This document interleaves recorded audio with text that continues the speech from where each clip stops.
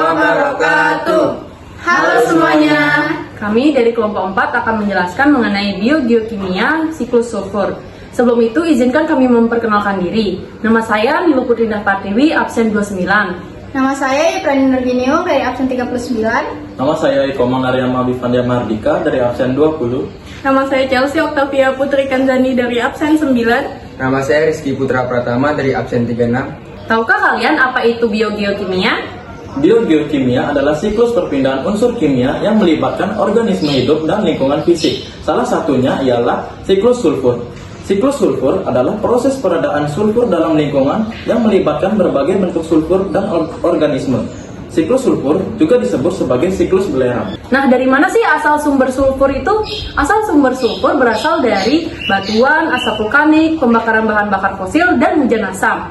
Sama seperti fosfor, sulfur banyak ditemukan dalam bentuk padatan seperti sedimen atau batuan. Nah, jadi itu dia asal sumber sulfur. Langsung saja kita masuk ke siklusnya. Dadah.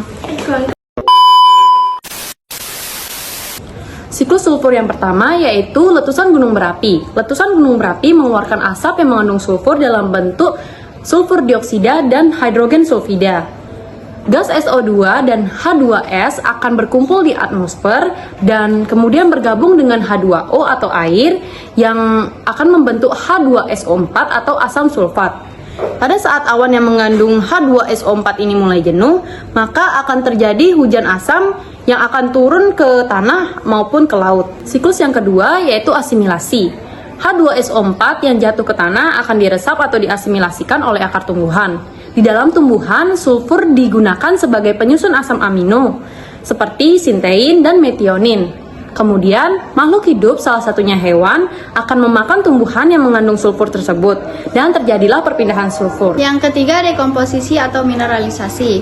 Sulfur yang ada pada makhluk hidup akan kembali ke lingkungan melalui feses atau bangkai hewan yang sudah mati. Bahan organik tersebut akan didekomposisi oleh dekomposer menjadi bahan anorganik seperti H2S. Yang keempat yaitu oksidasi. H2S yang dihasilkan akan dikonversi menjadi oktasulfida atau S8 merupakan sulfur padatan yang berwarna kuning. Kemudian dikonversi lagi menjadi SO42-. Proses ini dilakukan oleh bakteri aerob seperti Thiobacillus dan Beggiatoa. Proses ini juga dapat terjadi secara anaerob dengan bantuan bakteri sulfur hijau ungu. SO42- diasimilasikan oleh tumbuhan dan berubah menjadi gas H2S melalui proses reduksi. Proses reduksi dilakukan oleh bakteri Desulfovibrio dan Desulfobacter. Yang kelima, hujan asam. Gas H2S kembali ke atmosfer yang mengandung oksigen yang kemudian bergabung dan membentuk gas SO2 atau yang disebut dengan sulfur dioksida. Lalu bereaksi dengan oksigen bebas yang ada di udara dan membentuk SO3 atau sulfur trioksida. Saat SO3 bertemu dengan air hujan H2O, maka akan terjadi hujan asam atau yang disebut dengan H2SO4. Yang keenam, asimilasi. Saat hujan asam jatuh ke laut alga, bertugas untuk mengasimilasikan sulfur, kemudian berpindah dari alga ke hewan laut melalui rantai makanan. Apabila alga dan hewan laut mati, maka sulfur akan kembali lagi ke lingkungan melalui proses dekomposisi, yaitu sama seperti yang terjadi di tanah. Siklus yang ketujuh adalah sedimen. Organisme yang sudah mati akan mengendap di dasar laut dan membentuk sedimen selama jutaan tahun. Sulfur hasil endapan akan kembali ke atmosfer melalui erupsi gunung berapi. Selain itu, endapan tersebut akan membentuk bahan bakar fosil. Pembakaran bahan bakar fosil akan menghasilkan gas SO2 kembali ke atmosfer.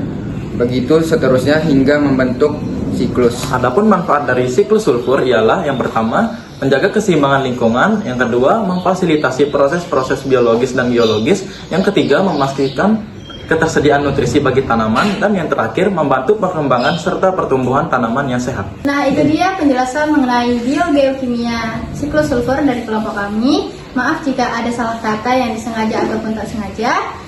Terima kasih. Wassalamualaikum warahmatullahi wabarakatuh. Selamat Hari Raya Idul Fitri. Mohon maaf lahir dan batin. Bye.